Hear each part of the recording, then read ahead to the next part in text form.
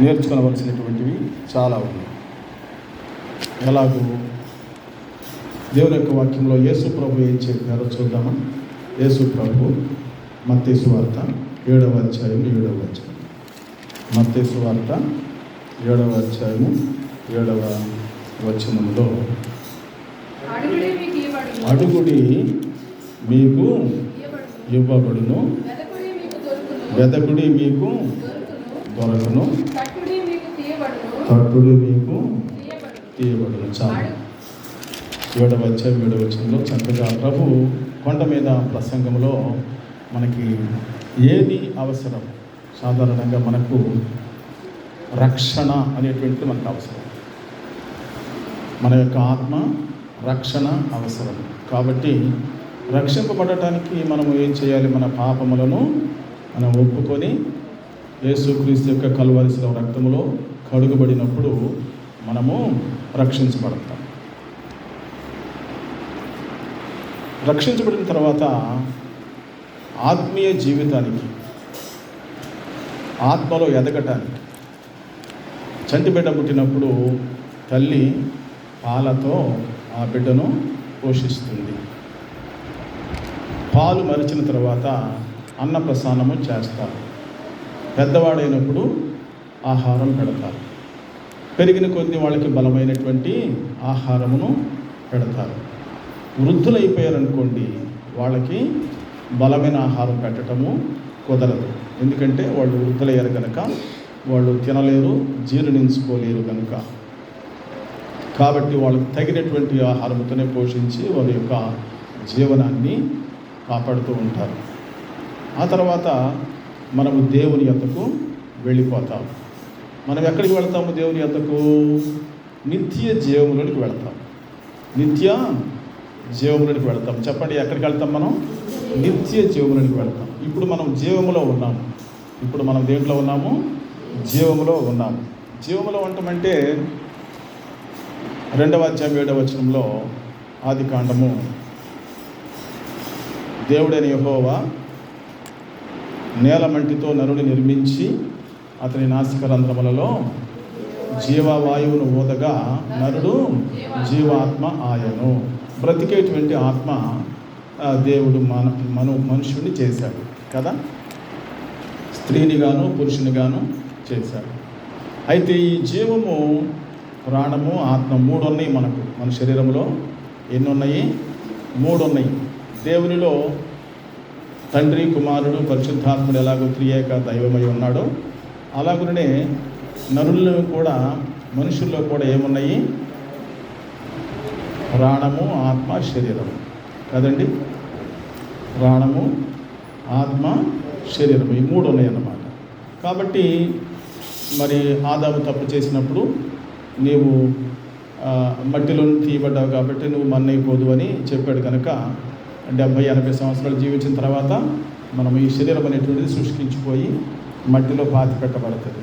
అయితే మనలో ఉన్నటువంటి ఆత్మ 12వ అధ్యాయం 7వ వచనంలో ఉన్నట్లుగా, ప్రసంగిలో 12:7లో ఉన్నట్లుగా ఆత్మ తనను దయచేసిన దేవుని యొద్దకు వెళుతుంది.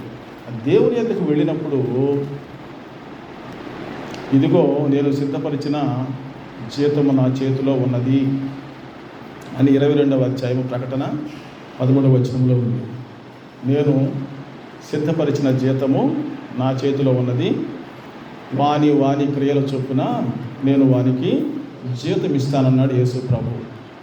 ఆయన 2వ రాకడలో వచ్చినప్పుడు, మనం పరలోకానికి వెళ్ళినప్పుడు, మనం రక్షణ పొంది, మారుమనసు పొంది నిత్య జీవమునకు వారసులం అయితేనే మనకు పరలోక రాజ్యంలో జీతం ఉంటుంది. వాని క్రియల చొప్పున జీతం ఉంటుంది. నీవు కర్ర, గడ్డి, కొయ్య, కాలుతో చేసినట్లయితే నీ క్రియలు ఏమైపోతాయి? అగ్నిలో కాల్చబడిపోతాయి. కానీ వెండి, బంగారము, ఇత్తడి, రాగి, కంచు, మళ్ళీ వెలగల రాళ్లతో చేయబడినట్లయితే నీ క్రియలు ఏమవుతాయి? అగ్నిలో వేసినప్పటికీ కూడా పుటము వేయబడినటువంటి బంగారము వలె చేయబడుతుంది అన్నమాట. పిల్లల దగ్గర తీసేసే పిల్లల్ని ఆడుకోవటానికి మన వస్తువులుగా ఇచ్చి మన వాయిద్యాలు. పరలోకమునికి వెళ్ళినప్పుడు మనకు ఇవ్వబడేటువంటి జీతము, ఎందుకంటే నేను మీకు చెప్పేటువంటి విషయాల్లో చాలా లోతైనటువంటివి, ఆధ్యాత్మికమైనటువంటి విషయాలు. మీరు గమనించాలి. వీటిని మీరు గమనించి, మీకు నోట్బుక్స్ కూడా ఇప్పించాము, పెన్ను నోట్బుక్లు కూడా ఇచ్చాము. మీకు రాసుకోవాలి. మీరు ఇంటికి వెళ్ళిన తర్వాత దేవుని యొక్క వాక్యాన్ని చదివి మనల్ని జ్ఞాపకం చేసుకొని ధ్యానించుకోవాలి. ప్రార్థన అనేటువంటిది ఎలాగో చేసుకోవాలి అనేటువంటి దాని గురించి మనం మాట్లాడుకుంటున్నాం. మందిరమునకు వచ్చినప్పుడు సాధారణంగా మనము వచ్చి కుర్చీలో కూర్చుంటాం. పెద్దవాళ్ళు కుర్చీలో కూర్చుంటారు, యవనస్తులు క్రింద కూర్చుంటారు, పిల్లలు ముందుకు వచ్చి నేల మీద కూర్చుంటారు. అయితే దేవుని యొక్క మందిరంలోనికి మనము వచ్చినప్పుడు నేను కొంతమందిని గమనిస్తూ ఉన్నాను. ముసలి వాళ్ళు మోకరించి ప్రార్థన చేసుకుని తర్వాత కూర్చుంటారు. కానీ యవనస్తులు మాత్రం రాగానే డబ్బడమ్మ వచ్చేసి కుర్చీలో కూర్చుంటారు. దేవుని యొక్క మందిరము, దేవుడు ఉండేటువంటి స్థలము, దేవుని యొక్క సన్నిధానం ఉండేటువంటి పరిశుద్ధమైనటువంటి స్థలం అది. కాబట్టి దేవుడు చూస్తున్నాడు, యేసయ్య నన్ను చూస్తున్నాడు, గమనిస్తున్నాడు అనేటువంటి భయము, దేవుని యొక్క భయము మన హృదయంలో ఉన్నప్పుడు మనం ఏం చేస్తామో తెలిసిన, నేను దేవుని సన్నిధికి వచ్చాను, ప్రభు నన్ను నా ప్రవర్తన చూస్తున్నాడు, నేను లేవటము, నడవటము, కూర్చోవటము అన్నీ కూడా దేవుడు గమనిస్తున్నాడు అనేటువంటి దేవుని యొక్క భయము ఉన్నప్పుడే మనము ఇహలోక సంబంధమైనటువంటి ఏది గమనించమండి. కింద కూర్చుంటున్నానా, కుర్చీలో కూర్చుంటున్నానా, మట్టి మీద కూర్చుంటున్నానా, చాప మీద కూర్చుంటానా, ఇవన్నీ కూడా ఏమి గమనించం. దేవుని సన్నిధిలో దీనులమై మనము మోకరించి ప్రార్థన చేసుకున్నప్పుడు దేవుడు గమనిస్తూ ఉంటాడు. అప్పుడు ఆయన హస్తమే మన నెత్తి మీద పెడతాడు. దేవుని యొక్క హస్తము, ఆ కరుణా హస్తం అంటారు దాన్ని, దక్షిణ హస్తము. దేవుని హస్తం ఉందే, చూడమ్మా, చూడు, నేను చెప్పేది విను, నేను చెప్పాను మీరు అర్థం చేసుకోవాలి. దేవుని హస్తము దక్షిణ హస్తం అంటే, దక్షిణ హస్తం అంటే కుడి హస్తాన్ని దక్షిణ హస్తం అంటారు, కుడి హస్తాన్ని చేతిని దక్షిణ హస్తం అంటారు. ఈ దక్షిణ హస్తాన్ని కూడా దేవుని కరుణ, దేవుని కృప, దేవుని యొక్క దయ మనకు అనుగ్రహించేటప్పుడు ఆయన యొక్క కరుణ హస్తాన్ని మన మీద ఉంచుతాడు. అప్పుడు దేవుని యొక్క కరుణనొందించు ఆత్మ మన మీదకి వస్తుందన్నమాట. కరుణనొందించు ఆత్మ మనలోనికి వచ్చినప్పుడు మనము దీనులమై దేవుని యొక్క సన్నిధిలో మోకరించి ప్రార్థన చేసినప్పుడు అది దేవుడు దానిని, ఆ మనవిని అంగీకరించి మనలను ఆశీర్వదిస్తాడు. అది పరలోక సంబంధమైనటువంటి ఆశీర్వాదము. ఇహలోక సంబంధమైనటువంటి ఆశీర్వాదములు వేరు, ఇహలోక సంబంధమైనటువంటి ఆశీర్వాదాలు వేరు. అది మనం ఆహారం తినడము, మంచినీళ్ళు త్రాగటము, ఆరోగ్యంగా ఉండటము, వస్త్రధారణ చేసుకోవటము, ఇళ్ళు కట్టుకోవటము, పెళ్ళిళ్ళు చేసుకోవటము, బిడ్డలను కనడము, మరి పొలములు సంపాదించుకోవటము, వెండి బంగారములు సంపాదించుకోవటము, క్యాష్ సంపాదించుకొని బ్యాంకుల్లో పెట్టుకోవటము, ఇవన్నీ కూడా ఏంటంటే ఉద్యోగాలు సంపాదించుకొని మనం జీతాలు తెచ్చుకొని మనము ఈ లోకంలో భౌతికముగా దేవుని యొక్క ఆశీర్వాదములు అవి వేరు. అది మనం కొంతకాలం ఉంటాము, తర్వాత మనం సంపాదించినవన్నీ కూడా ఎవరు అయిపోతాయి, మన తర్వాత పుట్టినటువంటి తరము వారికి మనము విడిచిపెట్టి వెళ్ళిపోతాము. కానీ మనకు కావాల్సింది ఏంటి? 10వ అధ్యాయం మార్కు సువార్తలో 17వ వచనంలో ఒక మంచి ధనవంతుడు వచ్చి యవనస్తుడు యేసుక్రీస్తు ప్రభు కాళ్ళ మీద మోకరించాడు. ఏం చేశాడు? యేసు ప్రభు యొక్క కాళ్ళ ముందు 18వ అధ్యాయం మత్తయి సువార్తలో కూడా ఉంది, నిత్య జీవం పొందటానికి నేను ఏ మంచి కార్యమును చేయవలను అని అడిగాడు. ఏం పొందటానికి? నిత్య జీవమును పొందటానికి. మరి ఈ లోకంలో జీవిస్తున్నాడు కదా, అతనికి కావాల్సింది ఏంటని గుర్తించాడు. నిత్య జీవమును పొందటానికి నేను ఏమి చేయవలను అని బోధకుడా అని అడిగితే యేసు ప్రభు అన్నాడు, నన్ను సత్పురుషుడిని ఎలా చెబుతున్నావు? దేవుడు ఒక్కడే, ఎవడూ సత్పురుషుడు కాడు. నరహత్య చేయవద్దు, వ్యభిచరింపవద్దు, దొంగిలవద్దు, అబద్ధ సాక్ష్యం పలుకవద్దు, మోసపుచ్చవద్దు, నీ తల్లిదండ్రులను సన్మానింపుమను ఆజ్ఞలు నీవు తెలియను కదా అని అంటే చెప్తే అప్పుడు ఏమన్నాడంటే, ఒక్క నిమిషం అండి, అప్పుడేమన్నాడు యేసు, ఆ కుర్రాడు ఏమన్నాడు? అందుకు అతడు, బోధకుడా, బాల్యము నుండి ఇవన్నీ అనుసరించునే ఉన్నాను. చాలమ్మా, ఇవన్నీ అనుసరించునే ఉన్నాను అంటున్నాడు. వాక్యం చదువుతున్నాడు, ప్రార్థన చేసుకుంటున్నాడు, ధర్మశాస్త్రం తెలుసు, మందిరానికి వెళ్తున్నాడు, సినగోగుకి వెళ్తున్నాడు, అన్నిటికీ వెళ్తున్నాడు. చక్కగా ఈ ఆజ్ఞలన్నీ పాటు వ్యభిచారం చేయట్లేదు, దొంగతనం చేయట్లేదు, మోసం చేయట్లేదు, అబద్ధం ఆడట్లేదు. తల్లిదండ్రులు కూడా చక్కగా సన్మానిస్తూ ఉన్నాడు, తల్లిదండ్రులు కూడా బాగా చూసుకుంటున్నాడు, సంతోషంగా ఉన్నాడు కదా. ఇది అతనికి ఏమి లేదనుకుని గ్రహించాడు, నిత్య జీవము లేదని గ్రహించాడు. అంటే పరలోకం యొక్క రక్షణ అనుభవము అనేటువంటి అతనికి లేదు అనేటువంటిది అతను గ్రహించాడు. there is something in his heart, in the soul, which he is lacking in his soul. అంతరాత్మలో తనకి ఏది కొరతగా ఉందో అతను గ్రహించాడు అనమాట. దానికి ఎవరు గ్రహింపు చేశాడు? దేవుని యొక్క ఆత్మను ప్రేరేపిస్తున్నాడు. నీకు రక్షణ లేదురా బాబు, చచ్చిపోతే నరకానికి వెళ్ళిపోతావు, యేసు ప్రభువును నమ్ముకుంటేనే, యేసుక్రీస్తు యొక్క రక్తముతో కడగబడితేనే, నిబంధన రక్తము చేత నువ్వు కడగబడితేనే నువ్వు పరలోకానికి వెళతావు, నిత్య జీవం పొందుతావు అని దేవుని యొక్క ఆత్మ అతనికి చెప్పినందువలన, ధర్మశాస్త్రం చదువుతున్నాను చెప్పాడుగా, ఆజ్ఞలన్నీ కూడా నేను పాటిస్తున్నానని చెప్పాడు కదా. ధర్మశాస్త్రం తెలుసు అతనికి, యేసుక్రీస్తు ప్రభుని గురించి కూడా తెలుసు. కాబట్టి ఎంతమంది యేసు ప్రభువును నమ్ముతారో వారందరికీ కూడా నిత్యజీవం దొరుకుద్ది అనేటువంటి విషయం చేత గ్రహించినటువంటి వాడై ప్రభు దగ్గరికి వచ్చి నిత్య జీవం పొందుటకు నేను ఏం మంచి కార్యమును చేయవలను అని అడిగాడు. అయితే యేసు ప్రభు ఏమన్నాడంటే, అతనిని ప్రేమించి చూసి చూడండి, ఆగండి, అతనిని ప్రేమించాడు. ఎవరైతే దేవుని ఎదుగు వస్తారో, నాకు నిత్య జీవము కావాలి, పరలోకం కావాలి అని అడుగుతారో వారిని ప్రభు ఏం చేస్తున్నాడు? ప్రేమిస్తున్నాడు, దగ్గరికి తీసుకుంటున్నాడు, కౌగులించుకుంటున్నాడు, ఆశీర్వదిస్తూ ఉన్నాడు. ప్రేమించి నీకు ఒకటి కొదువగా ఉన్నది. ఏమిటది కొదువుగా ఉంది? అన్నీ ఉన్నాయి, ఆస్తి ఉంది, వెండి ఉంది, బంగారం ఉంది, ధనం ఉంది, సంపద, సిరి సంపదలు అన్నీ ఉన్నాయి. కానీ అతనికి ఏం కొదువుగా ఉంది? ఒకటి కొదువుగా ఉందన్నాడు యేసయ్య. ఏం చెప్పాడు? నీవు వెళ్ళి మొదటి నువ్వు వెళ్ళాలి ఇంటికి, నీకు కలిగినవి అన్నీ కూడా అమ్మి పేదలకు ఇమ్ము, పంచిపెట్టమన్నాడు. ఏం చేయాలన్నమాట? ఇప్పుడు పేదలకి పంచిపెట్టాలి. మనకి ఇక్కడ ఫుల్ స్టాప్ పడిపోతుంది. ఏ క్రైస్తవుడైనా సరే ఈ విషయానికి వచ్చేసరికి ఏమైపోతుంది? అతనికి స్టాండింగ్ అయిపోతాడు, అన్నీ చేస్తాడు. కానీ తనకు కలిగినటువంటివి అమ్మి పేదలకు పంచిపెట్టడం అంటే మాత్రము చేతులు రావు. పేదోడికైనా పెడతాడు, కానీ ధనవంతుడు పేదోడికి పెట్టమంటే మాత్రం చేతులు రావు. అది కుళ్ళిపోయినా పర్వాలేదు. చాలామంది ఇళ్లలో కూడా అంతేనండి, కొనుక్కొచ్చి పెట్టుకుంటారు, మేము తినాలని చెప్పేసి ఫ్రిడ్జ్లో పెట్టుకుంటారు, ఫ్రీజర్లో పెట్టుకుంటారు. వారం రోజులు ఫ్రీజర్లో పెట్టుకొని మళ్ళీ మాంసం తెచ్చుకొని అవన్నీ కూరగాయలు, పాలు అన్నీ తెచ్చి పెట్టుకోవడం.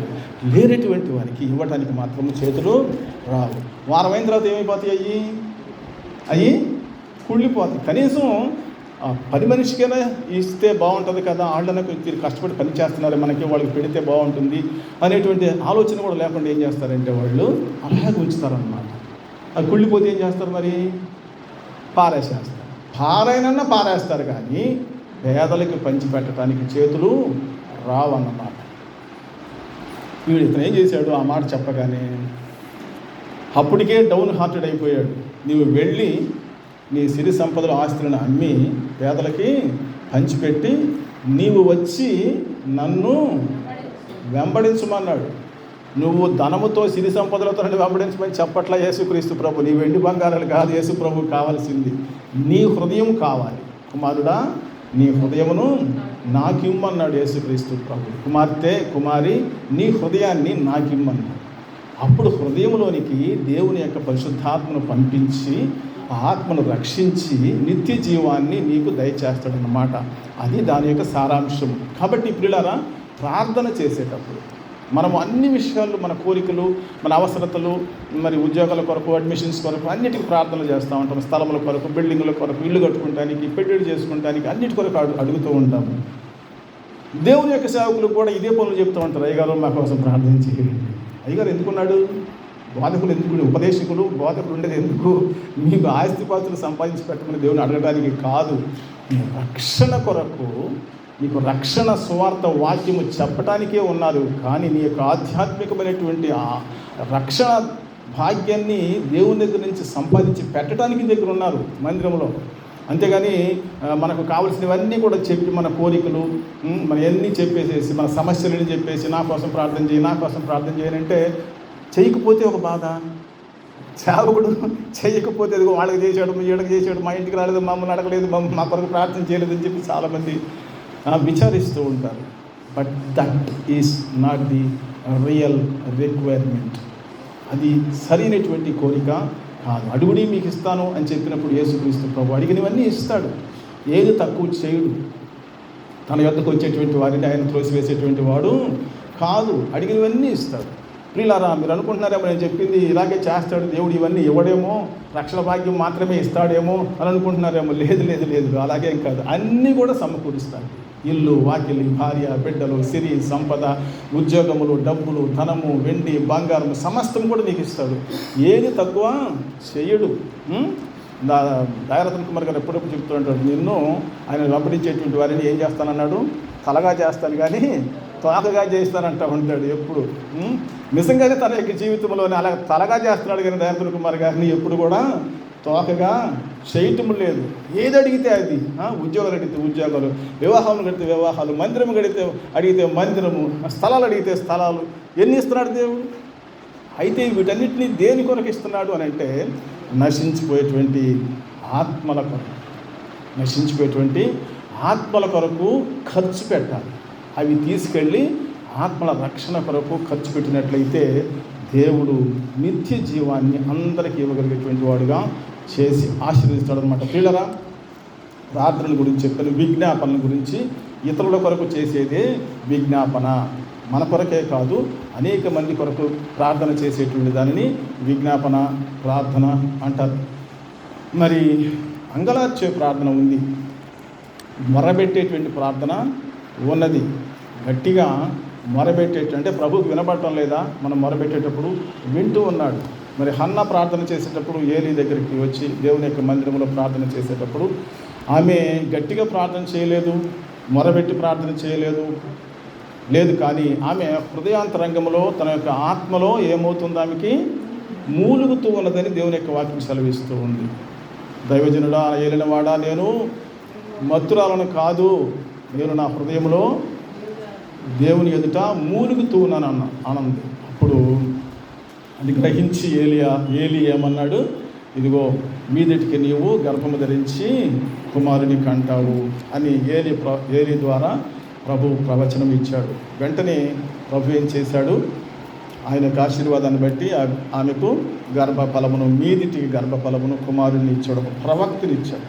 ఒక ప్రవక్తని ఇచ్చాడు. ప్రియులారా, మనము చేసే ప్రార్థనలండి ప్రభు ఆలకించట్లేదు అనుకుంటున్నారా? ఆయన సర్వాంతర్యామి, అదృశ్యుడు. సర్వాంతర్యం అంటే అన్ని చోట్ల ఉండేటువంటి వాడు. అదృశ్యుడు అంటే కనబడనటువంటి వాడు. ఎవరునూ సమీపింపరాని తేజస్సులో ఆయన మాత్రమే నివసించుచు అమరత్వము కలిగినటువంటి వాడై ఉంటున్నాడు. నీకు కనపడలేదు అనేటువంటి బాధ, సమస్య నీకు అక్కర్లేదు. ఎక్కడున్నా కానీ ఆయన సర్వాంతర్యమే కాబట్టి నీ ఇంట్లోనూ ఉంటాడు, ఒంటిలోనూ ఉంటాడు, మందిరంలోనూ ఉన్నాడు, అడిగినవన్నీ కూడా ఆలకిస్తూ ఉన్నాడు. ఆయన తెలియదని చెప్పేసి మీరు ఏమి అనుకోకూడదు. ఆయన సర్వజ్ఞాని. సర్వజ్ఞాని అంటే నీ హృదయంలో ఏమైతే దేవుని గురించి తలస్తున్నావో అదంతా కూడా ఎరిగినటువంటి వాడు. ఆయన తెలియనటువంటిది ఏమి లేదు. నీవు దేవుని ఒకళ్ళు దూషిస్తున్నావేమో, చాలామంది దూషిస్తూ ఉంటారు దేవుణ్ణి కూడా. మరి ప్రార్థన కూడా చేస్తూ ఉంటారు. అది ఎలాంటి ప్రార్థన? అది చాలా జాగ్రత్తగా ఉండాలి మనం. ఎలాగంటే, మా అబ్బాయికి 12 సంవత్సరాలు బిడ్డలు కలగకపోతే ప్రార్థనకు రమ్మంటే రాడు. వాడు ప్రార్థన చేస్తానంటే నా దగ్గరికి రాడు. దేవుని సేవకుని చెప్పి ప్రార్థన చేయించానంటే, నువ్వెందుకు చేయించావు, నా కోసం ఎందుకు చేయించావు, నేను ఏం తప్పు చేశానని చెప్పేసి దేవుడు నాకు శిక్ష విధించాడు, నాకు బిడ్డలు లేకుండా చేశాడు, నేను రాను ప్రార్థనకు అన్నాడు. కానీ నేను వాళ్ళ అమ్మ ఏం చేశామంటే కన్నీటితో ప్రార్థన చేసినప్పుడు, మరి వాళ్ళ అమ్మగారు దేవుని దగ్గరికి వెళ్ళినప్పటికీ కూడా నేను కన్నీటితో ప్రార్థన చేసి, ప్రభువా, నా బిడ్డలు గొడ్రాలుగా ఉండనియ్యొద్దయ్యా, నా ఇంట్లో నేను నమ్ముకున్నాం కదా, ప్రార్థన చేస్తున్నాను కదా, ఎందుకయ్యా ఇలా చేశావు, నా దోషములు ఉంటే క్షమించు, నా పితరుల పాపములుంటే క్షమించు, నా బిడ్డల దోషములనుంటే క్షమించయ్యా అని ప్రార్థన చేస్తే అద్భుత రీతిగా 12 సంవత్సరాల తర్వాత వాడికి చక్కని ఆడపిల్లను ప్రభువు దయచేశాడు. ఏం చేశాడు తెలుసా? తర్వాత చర్చ్ ఆఫ్ నార్త్ ఇండియాకి తీసుకెళ్ళి నా మనవరాల్ని, నా కోడల్ని అక్కడ పాస్టర్ గారిని పిలిపించి ఢిల్లీలో అందరికీ మరి ఏదో ఫంక్షన్ చేసి ఆ బిడ్డకు ప్రతిష్ట చేయించి వారికి కానుకలు ఇచ్చి వచ్చి నాకు పిక్చర్లు పెడుతున్నాడు, వీడియో పిక్చర్లు పెడుతున్నాడు. చూసారా? ప్రియులారా, నీకు కలిగినటువంటి ఆర్తనాదం ఉందే, నీ కలిగినటువంటి ఆర్తనాదం నీ మూలుగు ఉందే, దేవుడు వింటలేదా? తప్పకుండా విని తగిన సమయంలో కాలము సంపూర్ణమైనప్పుడు, ఆయన టైము సంపూర్ణమైనప్పుడు ఏం చేస్తాడంటే నీ హృదయం యొక్క కోరికను తీరుస్తాడు, నేను సంతోషపరుస్తాను. అప్పుడు ఏం చేస్తాడు తెలిసినా, మరి నీవు గంతులు వేసేటట్లు చేస్తాడన్నమాట. ఈ ప్రార్థనని మనకి ప్రభువు సంక్రమింప చేసినప్పుడు మనకు అవి సంపూర్ణముగా మనకు మరి నెరవేర్చినప్పుడు ఎలాగ ఉండాలి? ఎలాగ ఉండాలి? మర్చిపోకూడదు. ప్రభువు చేసినటువంటి మేళ్ళే మర్చిపోకూడదు. కృతజ్ఞత హృదయములతో మనము దేవుని యొక్క సన్నిధికి కృతజ్ఞత అర్పణలతో రావాలి. మన హృదయంతో కొన్ని అర్పణలతో రావాలి. నీ దగ్గర డబ్బులు లేవే, ఇంకా లేదా అది నమ్మితే డబ్బులు వస్తాయి, లేకపోతే మరి బంగారం అన్న తాకట్లో పెడితే డబ్బులు వస్తాయేమో. వెండి ఉంది, బంగారం ఉంది, స్థలాలు ఉన్నాయి, బిల్డింగ్లు ఉన్నాయి, మరి అన్నీ ఉన్నాయి, జీతాలు వస్తున్నాయి, అన్నీ వస్తున్నాయి. మరి ఎందుకు మనం కృతజ్ఞత అర్పణలతో దేవుని దగ్గర రావడం లేదు? ఇతను ఏం చేశాడు? నీ కలిగి నీ అమ్మి పేదలకు పంచిపెట్టి నీవు వచ్చి నన్ను వెంబడించమంటే అని దుఃఖపడుతూ ఏడుస్తూ వెళ్ళిపోయాడు. అంతకుముందు మోకాళ్ళ మీద సాష్టాంగపడి యేసు ప్రభు దగ్గరికి వచ్చి మరి వేడుకున్నాడే, ప్రార్థన చేశాడే. ఇప్పుడేమైంది? అతని హృదయమే ధనం మీదనే ఉంది, కానీ దేవుని మీద లేదు, పరలోకం మీద లేదు. నిత్యజీవం పొందాడా అండి? పొందలేదు. దుఃఖపడుతూ వెళ్ళిపోయాడు. ఇక అంతే. అతని యొక్క జీవితంలో ఇప్పుడు 2000 సంవత్సరాలు అయిపోయింది. యేసు ప్రభువుతో మాట్లాడి అతను 2000 సంవత్సరాలు అయిపోయింది. ఇప్పుడు ఎక్కడున్నాడు అనమాట ఆ ధనవంతుడు? పాతాళంలో. ఆ ధనవంతుడు కదా, లాజరు ధనవంతుడి కథలో ధనవంతుడు ఎలాగైతే ఏడుస్తూ ఉన్నాడో, ఇతను కూడా ఆ పాతాళంలో యాతన పడుతూ ఏడుస్తున్నాడు అనమాట. ప్రియులారా, మనకు కథలు తెలుసు, యథార్థం తెలుసు, దేవుని యొక్క వాక్యము తెలుసు. మనం ఎందుకు చెయ్యము, మనం ఎందుకు అవలంబించము అని అంటే మన యొక్క హృదయము, మన యొక్క ఆశ దేని మీద ఉందన్నమాట? మనకు కలిగినటువంటి ధనం మీదనే ఉంది, కానీ దేవుని యొక్క నిత్య జీవం మీద లేదు. అది అడగాల, మనం ప్రార్థన చేయాలి. ఒక విషయం చెప్పి నేను ముగిస్తాను. 17వ అధ్యాయము, యోహాను సువార్త 17వ అధ్యాయంలో యేసుక్రీస్తు ప్రభు ప్రార్థన చేస్తూ ఏమని తండ్రి యొద్ద ప్రార్థన చేస్తున్నాడు చూడండి. యోహాను సువార్త 17వ అధ్యాయంలో